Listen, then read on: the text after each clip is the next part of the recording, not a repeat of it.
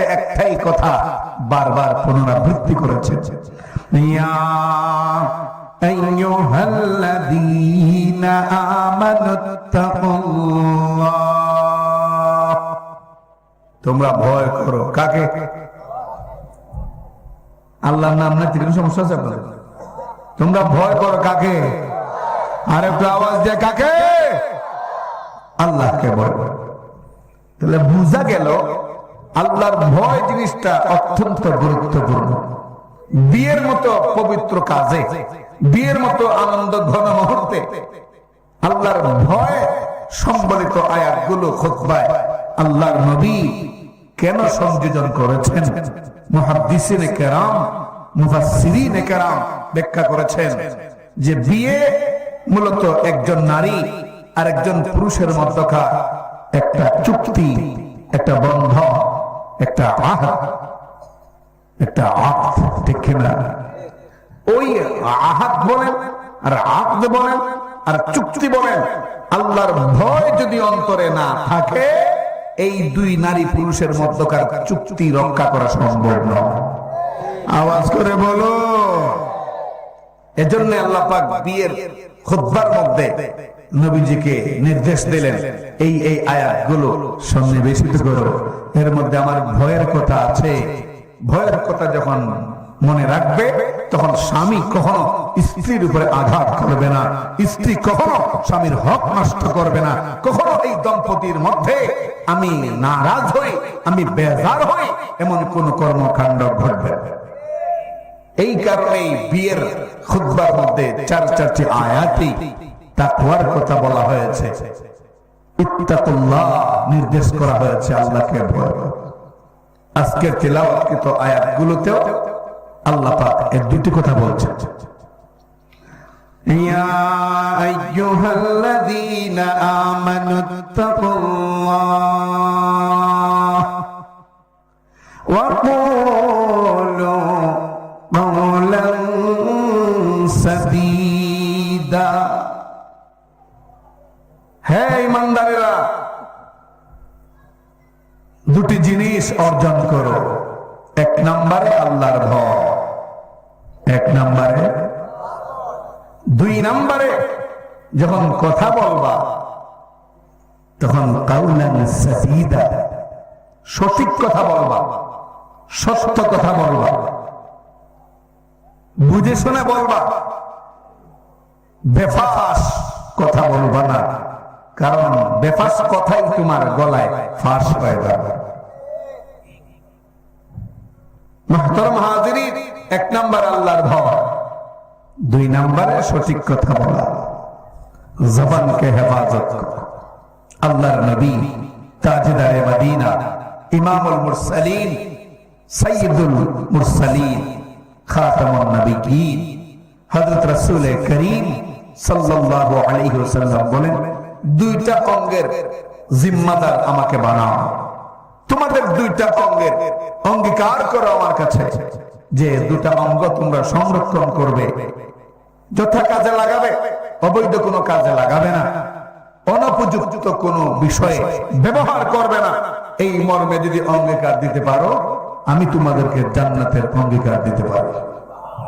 আর একটু আওয়াজ করে মহব্বতের সাথে সুবহানাল্লাহ।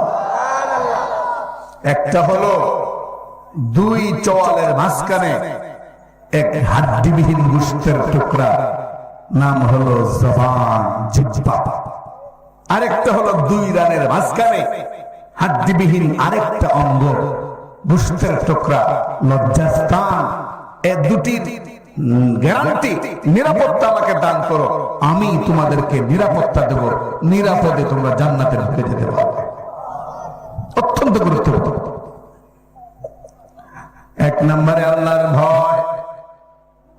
আল্লাহর ভয় যেই সমাজের মানুষের অন্তরে থাকবে, নিঃসন্দেহে ওই সমাজের মানুষ এমন ভালো হয়ে যাবে, ওই সমাজের মানুষ এতটাই ভদ্র হয়ে যাবে, ওই সমাজের মানুষ এতটাই আল্লাহওয়ালা হয়ে যাবে, এদের জবান দিয়ে কখনো মাদ্রাসার বিরুদ্ধে বক্তব্য বের হবে না, মসজিদের বিরুদ্ধে বক্তব্য বের হবে না, আলেম ওলামার বিরুদ্ধে কখনো বক্তব্য বের হবে না, এমনকি কোন ময়দানে আলেমদের উপরে, আলেমদের ছাত্রদের উপরেও হাত তোলার সাহস হবে না যদি আল্লাহর ভয় অন্তরে থাকে। আচ্ছা বলুন তো দেখি, আমাদের দেশে মানুষকে সংরক্ষণ করার জন্য, মানুষের কর্মকাণ্ড পরিদর্শন করার জন্য, মানুষকে কন্ট্রোল করার জন্য কতগুলি বাহিনী আছে না? পুলিশ, র্যাব, বিজিবি, আনসার, সেনাবাহিনী আছে না? নাই? নির্বাচনের দিন আমরা সেনাবাহিনী দেখেছি, বিজিবি দেখেছি, পুলিশ দেখেছি, আনসার দেখেছি। এই বাহিনীগুলো প্রত্যেকটা দেশে আছে। সরকার গঠন করে কেন? মানুষকে নিরাপত্তা দেওয়ার জন্য। মানুষের মধ্যে মানুষ যে কোনো অমানুষ, অবৈধ কোনো কাজ করে কিনা, অন্যায় কোনো কাজ করে কিনা, এটা পরিদর্শন করার জন্য, কন্ট্রোল করার জন্য পুলিশ বানানো হয়, বিজিবি বানানো হয়, র্যাব বানানো হয়, আনসার বানানো হয়। বন্ধুরা আমার, এর পরেও আমাদের সমাজে কোনো অবৈধ কর্মকাণ্ড হয় না। হ্যাঁ, আওয়াজ যেভাবে নীরবে বোঝা যায় সবাই দালাল হয়ে গেছে। আমাদের সমাজে কোনো গুনার কাম হয় না, আমাদের সমাজে কোনো দুর্নীতি হয় না। আরে হয় মানে, গত দুদিন আগে ফেসবুকে দেখলাম দুর্নীতি দমন কমিশনের যে চেয়ারম্যান, আল্লাহর ওলি মানুষ, দুর্নীতির দায়ে বরখাস্ত হইয়া গিয়ে আছে। বুঝলেন তো? দুর্নীতির দায়ে স্বয়ং দুর্নীতি দমন কমিশনের চেয়ারম্যানই বরখাস্ত। তাহলে বিষয়টা এমন হলো না? বিষয়টা তো এমন হইল যে বেড়া দিল যাতে ছাগল ঘাস, এখন বেড়াই যদি খাইয়া ফেলায়, এই অবস্থায় তো হইল। বলো ঠিক না? আচ্ছা, এগুলো বললে কি রাজনৈতিক আলাপ? আওয়াজ করে বলুন না, এগুলো যথার্থ আলোচনা, যথার্থ আলোচনা। এই আলোচনা আলেমদেরকে করতে হবে, ওলামায়েদেরকে করতে হবে, মুসলমানদেরকে এই আলোচনা করতে হবে। দুর্নীতিবাজদের কোনো ঠাঁই এই বাংলার জমিন আমরা থাকতে দেব না, হতে দেব না, এটাকে লইতে দেব না। দুর্নীতি কোন মাদ্রাসায় নেই, দুর্নীতি কোন মসজিদে নেই, দুর্নীতি কোন খানকায় নেই। আমরা যা দেখছি সব সরকারি অফিস আদালতে দুর্নীতি হচ্ছে। আরো জোরে বলুন, দুর্নীতি হচ্ছে। আজকে একটা পুলিশে চাকরি নিলে 10 লক্ষ 15 লক্ষ টাকা লাগে। 15 লক্ষ টাকা দিয়ে যখন চাকরিটা নেয়, তখন আমার গাড়ির কাগজপত্র সব ঠিক থাকা সত্ত্বেও হুজুর আপনি বসেন, ড্রাইভারকে পাঠান। আমি গাড়িতে বসে থাকি, ড্রাইভার যাওয়ার পর বলে তোমার গাড়িতে অনেক প্রবলেম আছে, টাকা 1000 দিলে নিরাপদে যেতে পারবা, আর না হয় মামলা দেয়া দেব, 6 মাস শুধু ঘুরবা। কারণ 15 লক্ষ টাকা তুলতে হবে, যাদের কাছ থেকে তুলবে তাদের মধ্যে আমিও একজন। আল্লাহ এই হলো পরিস্থিতি। আল্লাহ হেফাজত করুন। বন্ধুরা আমার, পুলিশ, র্যাব, বিজিবি, সেনাবাহিনী থাকা সত্ত্বেও আমার দেশে 4 জননীর মাকে ধর্ষণ করা হয়। কোন খবরই রাখেন না আপনারা? না, পুলিশ থাকার পরেও, সেনাবাহিনী থাকার পরেও আমার দেশে 3 জনের মাকে ধর্ষণ করা হয়। পুলিশ থাকা সত্ত্বেও আমার দেশে দুর্নীতি হয়, পুলিশ থাকা সত্ত্বেও রাস্তাঘাটে ডাকাতি হয়। তাহলে বোঝা গেল পুলিশ, র্যাব, সেনাবাহিনী গঠন করলেই সব অন্যায় অপরাধ দূর করা সম্ভব না, যদি বান্দার অন্তরে আল্লাহর ভয় সৃষ্টি না হয়। আওয়াজ করে বলো বন্ধুরা আমার, পুলিশ দিয়া কাজ হবে না যদি অন্তরে আল্লাহর ভয় না থাকে। যদি অন্তরে আল্লাহর ভয় থাকে তাহলে পুলিশ দিয়া কাজ হবে, বিজিবি দিয়া কাজ হবে, সেনাবাহিনী দিয়া কাজ হবে। অন্তরে যদি এই ভয়টা থাকে, আমি যা করি সব কিছু আল্লাহ দেখে। কি বলে? আওয়াজ করে বলেন, একসাথে বলেন। দেখেন কি দেখেন না? এখন কে দাঁড়িয়ে আছি, কে বসে আছি, কে কোন নিয়তে আছি, কে কি কল্পনা জল্পনা করছি, সবকিছু আল্লাহ পাকের কুদরতি মনিটরে উঠতেছে কিনা। উঠতেছে কিনা? এজন্য আল্লাহর ভয়ের কথা পবিত্র কোরআনে বহু আয়াতে আল্লাহ বলছেন, ইয়া আইয়ুহাল্লাযীনা আমানুত্তাকুল্লাহ হাক্কা তুকাতিহি ওয়া লা তামুতুন্না ইল্লা ওয়া আনতুম মুসলিমুন। এখানে আল্লাহ যথার্থই আল্লাহ ভয় অন্তরে প্রতিস্থাপন করার নির্দেশ দিয়েছেন। এইভাবে আরো আরো আয়াতে আল্লাহ বলছেন, ইয়া আইয়ুহাল্লাযীনা আমানুত্তাকুল্লাহ ওয়া কুনু মা'আস সাদিকিন। আল্লাহকে ভয় করো আর সত্যবাদী, নেককার, সালেহীন, শুহাদা এই সমস্ত ব্যক্তিবর্গের সঙ্গী হও, তাদেরকে বন্ধু বানাও, তাদেরকে দুস্থ বানাও, সহজেই মুক্তি পাবে। বন্ধুরা আমার, এক নম্বর আল্লাহর ভয়। আল্লাহর ভয় যদি মানুষের অন্তরে থাকে, ওই মানুষ কখনো অন্যায় করতে পারে না, অপরাধ করতে পারে না। বলুন ঠিক কিনা? যদি আল্লাহর ভয় অন্তরে না থাকে, এই লোকটাকে আপনি সাময়িকভাবে আটকাবেন, জেলে দেবেন, পুলিশে দেবেন, কিন্তু সুযোগ পেলেই যখন বের হবে, যেহেতু আল্লাহর ভয় অন্তরে নাই, বের হওয়ার পরে আগে ছিল চোর, পরে হয়ে যাবে ডাকাত। আওয়াজ করেন না একটু, দেন না একটু আওয়াজ জোরে। আগে ছিল সাধারণ বদমাইশ, জেলখানা থেকে মুক্ত হওয়ার পর ডাবল বদমাইশ হয়ে যাবে। বলুন ঠিক কিনা? আগে ছিল শেষকে চোর, কিন্তু জেলখানা থেকে বের হওয়ার পর দুর্ধর্ষ ডাকাত হয়ে যাবে। কিন্তু আল্লাহর ভয় তার অন্তরে ঢুকাইয়া দিলে, সে যখন রমজান মাসে গোসল করতে পুকুরে নামবে, যখন ডুব দেবে, নিচে যাওয়ার পর মুখের সামনে পানি, কি ঠান্ডা পানি। চৈত্র মাসের 14 ঘন্টার রোজা, ওই পানির নিচে দুনিয়ার কোনো মানুষ নাই। বলুন ঠিক কিনা? চেয়ারম্যান নাই, মেম্বার নাই, মা বাবা নাই, শ্বশুর নাই, কেউ নাই। কিন্তু আল্লাহর ভয় অন্তরে থাকলে সে বুঝবে, কেউ না থাকলেও আমার আল্লাহ আছে। আল্লাহ যখন আছেন, আমি পারবো না, কোনোভাবে আল্লাহকে ফাঁকি দিতে পারবো না। এজন্য প্রচন্ড গরমে 14 ঘন্টার রোজা, মুখে এরপরও শীতল পানি পেও মুখ ফাঁক করে পানি ঢুকায় না। কেন? আল্লাহর ভয় অন্তরে থাকার কারণে। আল্লাহর ভয় অন্তরে থাকার কারণে। আল্লাহর ভয় যেই জায়গাটায় থাকে, এই জায়গাটার নাম কাল্ব। এই জায়গাটার নাম কি?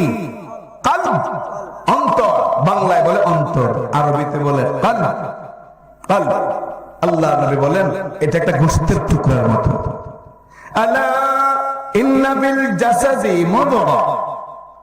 খবরদার শুনে রাখো, প্রত্যেক মানুষের বডির মধ্যে একটা গোশতের টুকরা আছে, মুদগা, গোশতের টুকরা। ইযা সালুহাত সালুহাল জাসাদু কুল্লু। যতক্ষণ এই গোশতের পিণ্ড ভালো থাকে, ততক্ষণ গোটা বডি ভালো থাকে। ওয়াইদা ফাসাদাত ফাসাদাল জাসাদু কুল্লু। আর যখন এই গোশতের টুকরাটা নষ্ট হয়ে যায়, আক্রান্ত হয়ে যায়, দুর্বল হয়ে যায়, গোটা বডি দুর্বল হয়ে যায়। নবীজি বলেন, আলা ওয়াহিয়াল কালব। তোমরা কি জানো এই গোশত পিণ্ডের নাম কি? সেটা হলো মানুষের কলব। সুবহানাল্লাহ। বন্ধুগণ আমার, যদি কলব ঠিক থাকে, তাহলে কথা সুন্দর বের হবে। বলুন ঠিক কিনা? যদি কলব ঠিক থাকে, অন্তর ঠিক থাকে, তার কথা ঠিক থাকবে। যদি কলব ঠিক না থাকে, কথা ঠিক থাকবে না। অন্তর ঠিক থাকলে কথা হবে ইসলামের পক্ষে, অন্তর ঠিক না থাকলে কথা হবে নাস্তিকদের পক্ষে। আওয়াজ করে বলুন। আজকে আমাদের কথা ঠিক নাই। যারা বলি কখনো বাড়ায় বলি, যারা বলি কখনো মিথ্যা বলি, অথচ পয়গম্বর হযরত রাসূল করিম সাল্লাল্লাহু আলাইহি ওয়াসাল্লাম সহ লক্ষাধিক নবী রাসূল এসেছেন দুনিয়ায়। একজনও কোনোদিন মিথ্যা বলেন নাই। সুবহানাল্লাহ। কোন পয়গম্বর জীবনে কোন মিথ্যা বলেন নাই। আল্লাহ নবী বলেন মিথ্যা এমন একটা জিনিস, একটা মিথ্যার আশ্রয় গ্রহণ করলে অসংখ্য মিথ্যা ওই একটা মিথ্যার কারণে জন্ম নেয়। বলুন না। এজন্য নবীজি বলেন মান সামাতা নাজা, যে চুপ থাকবে সে মুক্তি পাবে। মানে কথা কম ভুল কম, কথা বেশি ভুল বেশি, ঠিক না? আজকে আমাদের সবচাইতে বড় সমস্যা আমাদের জবান ঠিক নাই। আওয়াজ করে বলো। অথচ এই জবানের অনেক দাম। বন্ধুরা আমার, একটা লোক সারা জিন্দেগি মূর্তি পূজক ছিল, একটা লোক সারা জিন্দেগি গায়রুল্লাহ পূজা করেছে, কিন্তু এই লোকটা জবান দিয়া 32টা দাঁতের সাহায্যে, জিহ্বার সাহায্যে আর তালুর সাহায্যে যখন সে বলে লা ইলাহা ইল্লাল্লাহ মুহাম্মাদুর রাসূলুল্লাহ, যেই মাত্র এই কালামটা জবান দিয়ে উচ্চারণ করে মুহূর্তের মধ্যে 40 বছরের সমস্ত হিসাব আল্লাহ মিটাইয়া দে। সাথে সাথে সে মুসলমান হয়ে যায়। জবানের কত দাম, কত দাম। আবার এই জবান দিয়া যদি আল্লাহকে গালি দেয়, এই জবান দিয়া যদি রাসূলকে গালি দেয়, এই জবান দিয়া যদি কোরআনের বিধানকে উপেক্ষা করে, এই জবান দিয়া যদি মোল্লার রা কইরা গালি দেয়, এই জবান দিয়া যদি মোল্লার গোষ্ঠী বলে গালি দেয়, এই জবান দিয়া যদি ইসলামী বিধিবিধানকে গালি দেয়, 40 বছরে যত ইবাদত করে সব ধ্বংস হয়ে যায়। আবার কালেমা না পড়লে মুসলমানের খাতায় নাম থাকে না। আওয়াজ করে বলো ঠিক না? এই যে বিয়ের খুতবার কথা বললাম, বিয়ের কথা বললাম, বিয়ের মধ্যে একই অবস্থা। দেখেন এই জবানের কত দাম। বিয়ের মধ্যে ওই নারীটা চিনে না, ওই মহিলাকে চিনে না, কোথায় তার বাড়ি, কোথায় তার ঘর, কোথায় থাকে, কোনোদিন সাক্ষাৎ হয় নাই, দেখা হয় নাই, কিন্তু একটা কথার মাধ্যমে কাবিল তু আমি তোমারে কবুল করলাম, এই একটা কথার মাধ্যমে অচেনা মহিলাটা হয়ে যায় সবচেয়ে বড় চেনা। সুবহানাল্লাহ বলেন না? জবানের কত দাম। এই একটা মাত্র শব্দ উচ্চারণের মাধ্যমে অচেনা মহিলাটা হয়ে যায় নিজের অর্ধাঙ্গিনী। আবার দেখেন এই জবানের মাধ্যমে 40 বছর ধরে করছে সংসার, কিন্তু এই জবান দ্বারা এমন শব্দ উচ্চারণ করলো মুহূর্তে 40 বছরের সংসার ভেঙে গেল। যদি বলে তালাক তালাক তালাক, এই মাত্র 3 অক্ষরের একটা শব্দ তালাক, এই শব্দটা উচ্চারণ করার সাথে সাথে 40 বছরের সংসার ধ্বংস হয়ে যায়। আওয়াজ করে বলুন না ঠিক কিনা? না আপনারা আমার কথা বুঝেন না? না পোস্টারে ঢাকা দেখছেন না, আমি যেন ভাবতেছেন মনে হয় ঢাকার থেকে আইছে। জবান খুবই মূল্যবান। হযরত রাসূল করিম সাল্লাল্লাহু আলাইহি ওয়াসাল্লাম আয়েশা সিদ্দিকা রাদিয়াল্লাহু আনহাকে উপদেশ দিচ্ছেন, হে আয়েশা, জান্নাতে সহজে যেতে চাও নাকি কিছু গড়াগড়ি করে যেতে চাও? আয়েশা সিদ্দিকা রাদিয়াল্লাহু আনহা বলেন, ওগো আল্লাহর নবী, খুব সহজেই জান্নাতে যেতে চাই। তখন আল্লাহ নবী বললেন, হে আয়েশা, তাহলে জিহ্বার মধ্যে তালা লাগাও। সুবহানাল্লাহ। জিহ্বার মধ্যে কি লাগাও? আমরা দোকানে তালা লাগাই, আমরা বাক্সে তালা লাগাই, আমরা টাঙ্গে তালা লাগাই, দরজায় তালা লাগাই, কিন্তু জবানে তালা লাগাই না। যদি জবানে তালা লাগাইতাম দোকানে তালার প্রয়োজন ছিল না, সমস্ত মানুষ ভালো হয়ে যেত। যেখানে তালা লাগানোর কথা সেখানে তালা লাগাই। এই যে মাহফিল হচ্ছে, কত সুন্দর আয়োজন, বাজারে হাজার হাজার মানুষ, যেই মানুষগুলো মাগরিবের নামাজ আদায় করেছে জামাতের সাথে, এরাই যদি বের না হয়ে বসে যেত তাহলে একদম নাহমাদুহু শুরু করতে পারতাম। এই অবস্থায় যে এই মাঠে 1 ইঞ্চি জায়গাও থাকতাম না। বলুন ঠিক কিনা? কিন্তু বাজারে যাওয়ার পর জবান ঠিক রাখা বড় কঠিন। বাজারে যাওয়ার পর জবান ঠিক রাখা বড় কঠিন। তাফসীরে এই সূরা কাহফের তাফসীরে গালিবান উল্লেখ করা আছে বাজারে শয়তানে ডিম পারে। বাজারে শয়তানে কি পারে? ডিম পারে। বাজারে শয়তানের 2টা বাচ্চাও জন্ম নেয়, অথচ বাজারে গিয়ে দেখেন চাষতলে বসে শুধু শুধু এই টেলিভিশনের সামনে দাঁড়ায় আছে। কোন খাতা বন্ধুগণ আমার, এজন্য বলছি 1 নম্বর আল্লাহর ভয়, আর 2 নম্বরে হলো কথা ঠিক করতে হবে, জবান ঠিক করতে হবে, প্রয়োজন ছাড়া কোনো কথা বলবো না। আপনারা তো এই ওয়াজ চলাকালীন অবস্থায় আমল করা শুরু করে দিয়েছেন, এই কারণে সুবহানাল্লাহ আলহামদুলিল্লাহ কোন না বিষয়টা, মানে কথা কম করলে মুক্তি তাড়াতাড়ি। আর সব কথা কম নয়, আল্লাহ পাকের পক্ষে কথা যত বেশি বলা হবে জান্নাতের রাস্তা তত শর্ট হয়ে যাবে। সুবহানাল্লাহ। ফিস্ক ফুজুরি কথা বলা যাবে না। বসেন বসেন, বই সাজা, দাঁড়ায় যা, জিলাপি খা, এই সমস্ত ফুজুরি কথা বলা যাবে না। কথা যা বলবেন সঠিক বলবেন, কথা যা বলবেন সত্য বলবেন। as-sidqu yunji wal kidhbu yuhlik, সত্য এমন এক পরশ পাথর, বলা হয় যে সত্য মানুষকে মুক্তি দেয় আর মিথ্যা মানুষকে ধ্বংস করে। মিথ্যা মানুষকে, বলেন তো নমরুদ সত্যের উপরে ছিল না মিথ্যার উপরে ছিল? এই ইতিহাসে সবাই জানেন না? নমরুদ কি সত্য পথে ছিল না মিথ্যা পথে ছিল? বলেন তো সে কি কামিয়াব না ব্যর্থ? সে কি মানে জীবন ফিরে পেয়েছিল না ধ্বংস হয়েছে? ফেরাউন সত্য পথে ছিল না মিথ্যা পথে ছিল?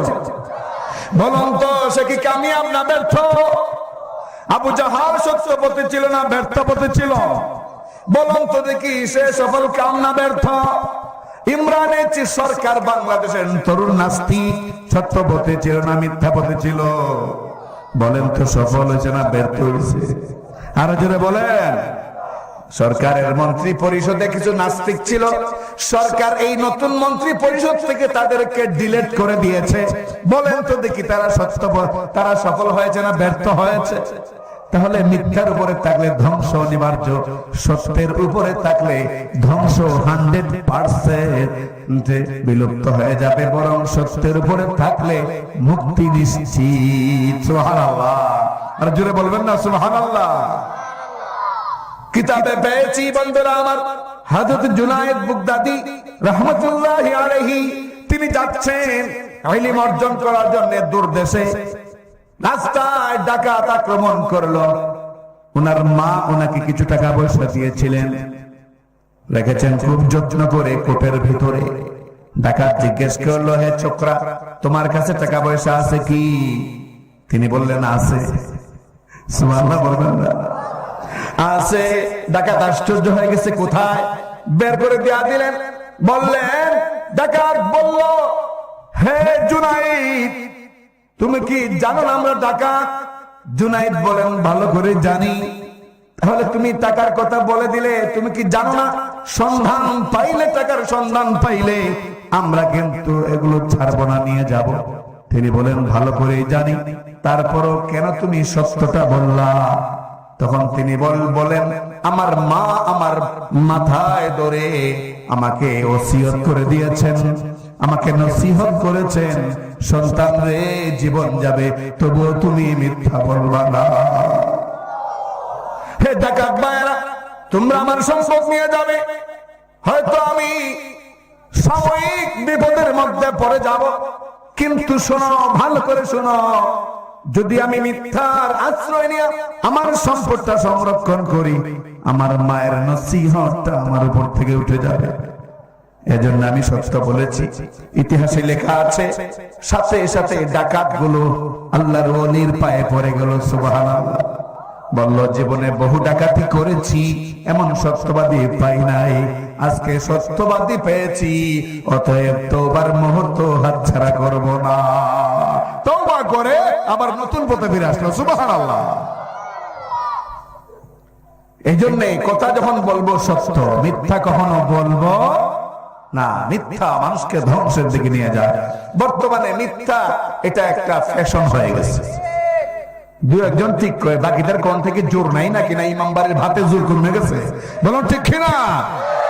আজকে অনেক পীর পর্যন্ত মিথ্যা বলে। জোরে বলুন। দেখবেন কত পীর আছে পেটটা এত মোটা যে আপনাদের ইমাম বাড়ির সকল নারী পুরুষ এর পেটের ভিতরে ঢুকাইয়া দিলেও আরো অনেক জায়গা বাকি থাকবে। এরপরে এই মোটা পেট নিয়ে বলে কি, তোমাদের কি বিশ্বাস হয় মা ফাতেমা আমার স্ত্রী ছিলেন? শোনেন নাই আপনারা? শোনেন নাই ফেসবুকে? কে কে শুনছেন দেখি একটু? মাশাআল্লাহ। তাহলে বোঝা গেল আমি মিথ্যা বলি। আল্লাহ হেফাজত করো, আল্লাহ হেফাজত। তো এই সত্য কথা বলা, সঠিক কথা বলা, সঠিক কথার অনেক দাম, অনেক মূল্য। হযরত রাসূল করিম সাল্লাল্লাহু আলাইহি ওয়াসাল্লাম একবার ওমর রাদিয়াল্লাহু আনহুকে নিজের ডান হাত দিয়া ওমরের গর্দনায় ধরলেন, ঘাড়ে ধরলেন, ধরে বললেন, হে ওমর, তোমাকে আমার ভালো লাগে কয়েকটা কারণে, জানতে চাও কি? তিনি বললেন, বলুন। নবীজি বললেন, কয়েকটা কারণের প্রথম কারণ, হে ওমর, তুমি কথা কম বলো, এটা আমার কাছে পছন্দ। কথা কম বলো, এটা আমার কাছে বড় পছন্দ। আল্লাহ দেখেন, আল্লাহ সবকিছু শোনেন। এই বিশ্বাস যদি মানুষের অন্তরে থাকে, মিথ্যা বলা, মিথ্যা মানে পথে চলা, কোন অবৈধ কাজ করা সম্ভব। আরো জোরে বলুন, সম্ভব। আমরা এই মুহূর্তে বসে আছি এখানে, কে কোন সুরতে, কে কোন হালতে, অন্তরে কি জল্পনা কল্পনা। এই যে ভিডিও হচ্ছে, এই ভিডিও আমার অঙ্গভঙ্গিকে ধারণ করতে পারে, আমার চেহারার ফেস কাটিংকে সংরক্ষণ করতে পারে, কিন্তু আমার অন্তরে কি আছে, কি জল্পনা কল্পনা হচ্ছে আমার অন্তরে, যে বয়ানটা করতেছি একদম বোম্বাস্টিক মার্কা বয়ান, যাতে সবাই কাইতুই জায়গা। এই যে জল্পনা কল্পনা, এটা কিন্তু এই ভিডিও দুনিয়ার মানুষের তৈরি ভিডিও কখনো ক্যাচ করতে পারে? আরো জোরে বলুন, পারে? কিন্তু আল্লাহর যে ভিডিও, আল্লাহ পাকের পক্ষ থেকে যেটা ধারণ করা হয়, একেবারে অন্তরের ভিতরে কি কি কল্পনা জল্পনা সবকিছু একেবারে রত্তি রত্তি হিসাব করে করে সব সংরক্ষণ হয়েছে। এখান থেকে বের হওয়ার কোন সুযোগ। অতএব আল্লাহর ভয় অন্তরে থাকলে অন্যায় করা সম্ভব না। অনেকে অন্যায় করতে করতে যখন অনেক বেশি বয়স হয়ে যায় এবং অন্যায় কাজের তালিকা দীর্ঘ হয়ে যায়, তখন সে মনে মনে ভাবতে শুরু করে, মনে হয় আমার অন্যায় কাজটাই আল্লাহর ভালো লাগে, আর না হয় আমার কঠিন রোগ হয় না কেন, আমি মরে যাই না কেন, আমার কেন সমস্যা হয় না। ফেরাউন তো বলেই ফেলছিল 400 বছর ধরে আমি জীবিত, অথচ এই 400 বছরে আমার শরীর একটা ঠিক মতো একটা ফুরাও হয় নাই, একদিন জ্বরও উঠে নাই, তাহলে তো আমি ঠিক আনা রাব্বুকুমুল আলা, আমি সবচেয়ে বড় খোদা। নাউযুবিল্লাহ। তো এই যে আল্লাহ সময় দেন, সময় কেন দেন? আল্লাহ সুপ্রিম পাওয়ারের মালিক। তুমি দুনিয়ায় জিনায় লিপ্ত হয়ে গেলে, আল্লাহ ইচ্ছা করলে যেই নারীর সাথে জিনা করতে লেগেছো, ওই নারীর সাথে তোমার বডি একাকার করে দুনিয়ায় অপমান করতে পারতেন। আরো জোরে বলেন। যখন তুমি ঘুষের টাকা অফিসার হয়ে ঘুষের টাকা যখন টেবিলের নিচ দিয়ে গ্রহণ করো, ওই মুহূর্তে আল্লাহ চাইলে তোমার হাতটা টেবিলের সাথে লাগাইয়া কাঠের সাথে তোমার শরীরকে একাকার করে তোমাকে অপমান করতে পারতেন। আরো জোরে বলেন, ঠিক কিনা? যখন তুমি অন্যায় কাজ করো, আল্লাহ চাইলে ওইখানেই তোমাকে শাস্তি দিতে পারতেন, কিন্তু আল্লাহ কেন দেন না? আল্লাহ পাক সুপ্রিম পাওয়ার মালিক, এজন্য আল্লাহ দেন না। আল্লাহ বলেন, আরে যাইবা কই, একদিন তো আমার কাছে আসতেই হবে, এখন আমার কাছে আসবা, করায় গন্ডায় হিসাব করে সব ফুটায় নেয়। আর যদি বলুন ঠিক না? মুহতারাম হাজিরিন, ছোট্ট একটা ওয়াকিয়া, ছোট্ট একটা ঘটনার ভিতর দিয়া আমি বোঝাবার চেষ্টা করি যে সব কিছু আল্লাহ পাক যে দেখেন, দেখার পরও ধরেন না। কেন ধরেন না? তার হিকমতটা কি, এটা বোঝার জন্য আমি আপনাদেরকে ছোট্ট একটা ঘটনা শোনাই।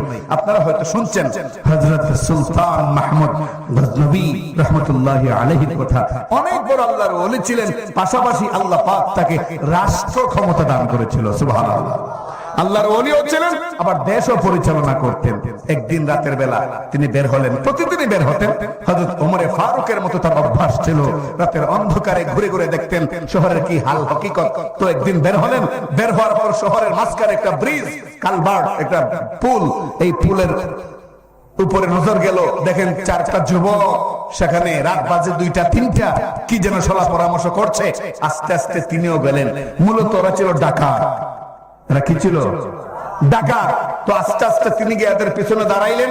ওরা জিজ্ঞেস করলো, হ্যাঁ তুমি কে? উনি তো ছদ্মবেশে, এই রাজকীয় পোশাকও নাই গায়ে, রাজকীয় মুকুটও নাই, ছদ্মবেশে। উনি বললেন, আমি কে প্রশ্ন করেছো তোমরা? আমি তোমাদের মতো একজন। ডাকাতরা মনে করছে এটা উনি 5 নম্বরে, আমরা যেমন ডাকাত সেও ডাকাত। বললো ভালোই হয়েছে, তো তুমি কি আমাদের সাথে কাজ করবা? তিনি বলেন, বুঝে পড়লে করব।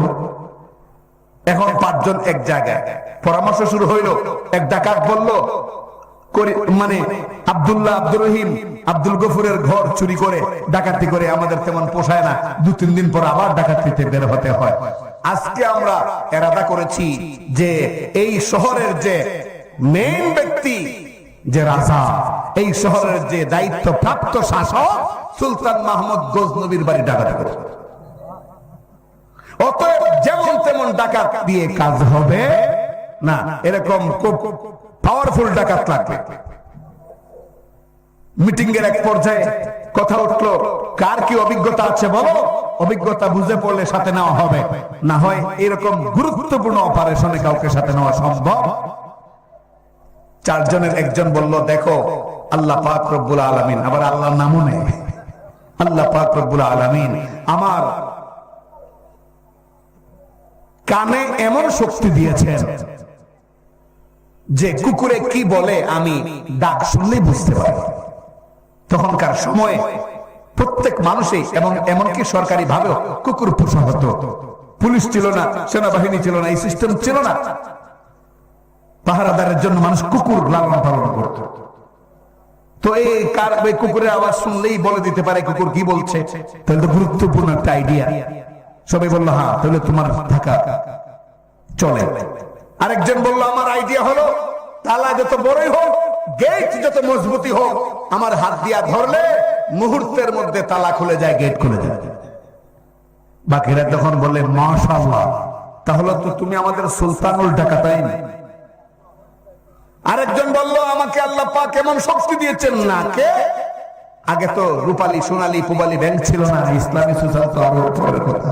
টাকা পয়সা মানুষ রাখতো মাটির নিচে, কাঁচা টাকা। সে বলল, আমার নাকে এমন শক্তি আল্লাহ দিয়েছেন, মাটি শুকলে আমি বলতে পারি কোন মাটির নিচে কি আছে।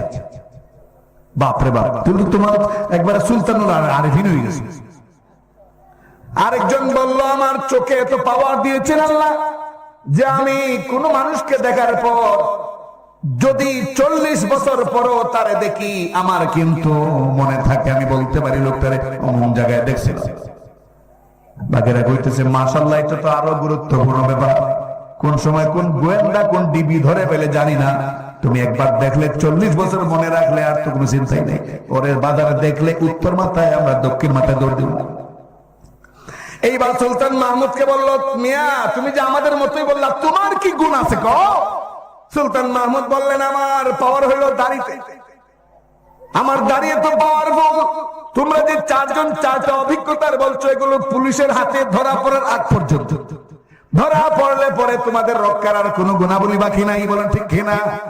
কিন্তু আমার দাড়ির মধ্যে তো পাওয়ার, তোমরা যত কঠিন পিঞ্জরায় আবদ্ধ হও না কেন, আমি যদি দাড়িতে নাড়া দেই তোমাদের মুক্তি হয়ে যাবে।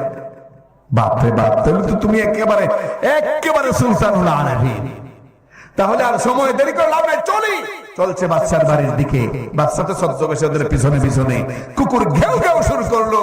সবাই বলল, কি রে কানওয়ালা, কো দেখি কুকুরে কি কয়? কয় বুঝতেছি না, একটু উল্টা পাল্টা শুনতেছি। কি শুনতেছ? কুকুরে বলছে, চিন্তার কোনো কারণ নেই, আমার টেনশনের কোনো দরকার নেই, বাড়ির মালিক তোদের সাথে আছে। সবাই পিছন দিকে তাকাইলো, তাকায় দেখে সব হইল ডাকাত। এই বাড়ির মালিক থাকবে বিশাল রাজকীয় পোশাক পরিহিত, মাথায় থাকবে মুকুট, এখানে যা আছে সব ডাকাত। কয় বেটা তুই কি শুনছস? তো কানে ভুল শুনছ। তোমরা যাই বলো, আমি কিন্তু এটাই শুনছি। এরপরে যার হাতের কেরামতি, বলল হাত কাজে লাগাও, দিল হাত, তালা খুলে গেল। নাকে যার কেরামতি, বলল লাগাও নাক, নাক লাগায় বলল এখানে সম্পদ আছে। মাটি খুঁড়ে দেখা গেল সত্যি সম্পদ আছে। বন্ধুগণ আমার, এইবার তারা 5টা ব্যাগ 5টা বস্তা ভর্তি করলো সম্পদ ভর্তি করে 5 জনের মাথায় 5টা দিল। সুলতান মাহমুদের মাথায় একটা বের হয়ে গেল।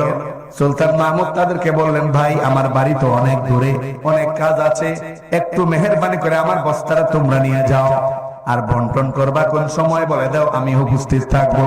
তারা বলল, যেহেতু রাজার বাড়ি ডাকাতি করেছে, অনেক গুরুত্বপূর্ণ সম্পদ, এজন্য অল্প সময় বন্টন সম্ভব নয়। এক কাজ করো, আগামীকাল ফজরের পর আমরা আসবো, অমুক পাহাড়ের গুহায় থাকবো, সেখানে আমরা বন্টন করব, চলে এসে। সুলতান মাহমুদ চলে আসলেন ঠিকানা নিয়ে। বন্ধুরা আমার, আমি যে জিনিসটা বোঝাতে চাচ্ছি, এই যে সুলতান মাহমুদ তাদের সঙ্গে সঙ্গে ছিলেন, এরা গেট করলো, এরা সমস্ত খাজানা ভান্ডার নষ্ট করে সেখান থেকে সম্পদ নিল। সুলতান মাহমুদ সাথে ছিলেন কি ছিলেন না? আওয়াজ করে একবার কে বলতে হবে যদি বুঝে থাকেন, ছিলেন কি ছিলেন না? তিনি কি তখন ধরতে পারতেন না? এমন ভাবে ধরতে পারতেন যে ওদের ছুটার কোনো পথ ছিল না, কিন্তু তিনি ধরেন নাই। কেন ধরেন নাই? এই জন্য, আমি দেশের বাদশা, সমস্ত পাওয়ার আমার হাতে, সব বাহিনী আমার হাতে, এদের সাথে দস্তাদস্তি করে আমি এরকম করা মানায় না, এরা চলে যাক, চলে যাওয়ার পরে পুলিশ দিয়া ধরায় আমি তাদেরকে নিয়ে আসবো। ঘটনা অনেক লম্বা, আমি সেদিকে যাচ্ছি না। বন্ধুরা আমার, ঠিক এইভাবে আল্লাহ পাক রব্বুল আলামিন গুনাহের সুযোগ দেন, চাইলে মুহূর্তের মধ্যে পঙ্গু বানায় ফেলতে পারতেন, ঠিক কিনা বলা? চাইলে মুহূর্তের মধ্যে আল্লাহ পাক ধ্বংস করে দিতে পারতেন, কিন্তু করেন না। হ্যাঁ বান্দারা, আসবে তো হাসরের ময়দানে আমার সামনে, কোথায় যাবি তোরা? আমার সামনেই তো আসবে। এই কারণে তোদের সাথে আমার দস্তাদস্তি করে কোনো লাভ নাই। হাসরের ময়দানে যখন আসবি, তখন বুঝাবো কেমনে তোরা জীবন কাটাইছিস, কি করেছিস, সব হিসাব দিতে হবে।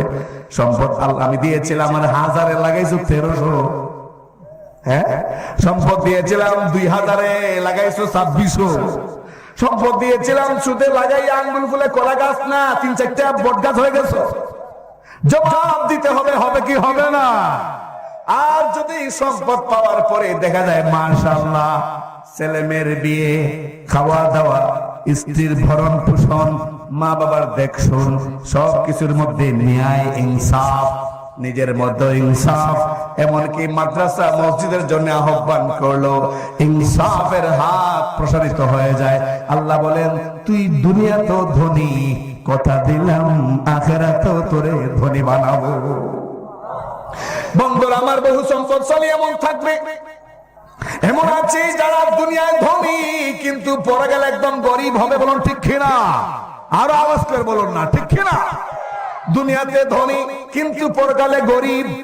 বহু ধনীর অবস্থা এমন হবে, আবার বহু লোক দুনিয়াতেও ধনী, পরকালেও ধনী হবে। আল্লাহু আকবার। নবীজি বলেন, হে আবু বকর, তুমি দুনিয়াতেও ধনী ছিলে, ব্যবসায়ী ছিল, অনেক টাকার সম্পদ তোমার কাছে ছিল। হে আবু বকর, জান্নাতে যাওয়ার পরও আল্লাহ তোমাকে ধনী বানায়া দেবে। সুবহানাল্লাহ। হে আবু বকর, জানোনি কেন এমনটা?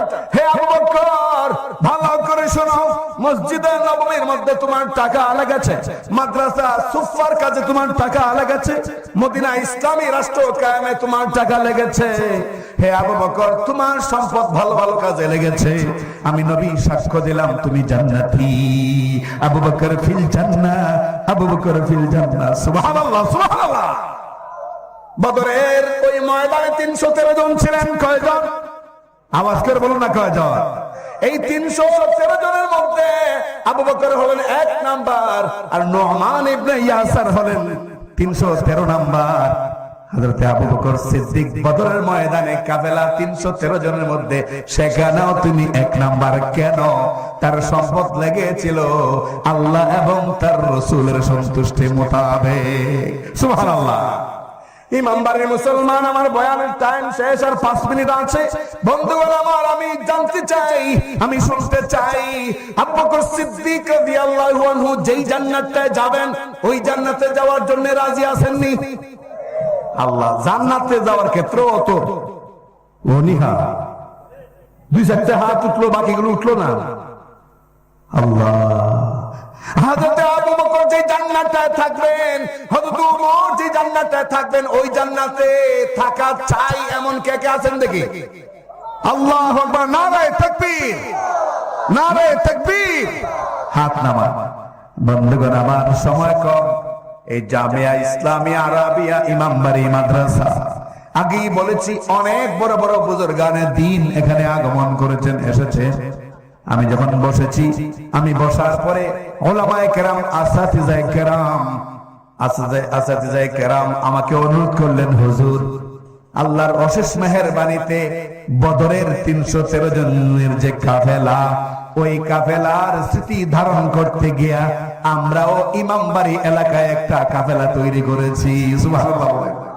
আমি বললাম কেমনে? তারা আমাকে বুঝাইলেন 313 জনের কাফেলা তৈরি করেছি।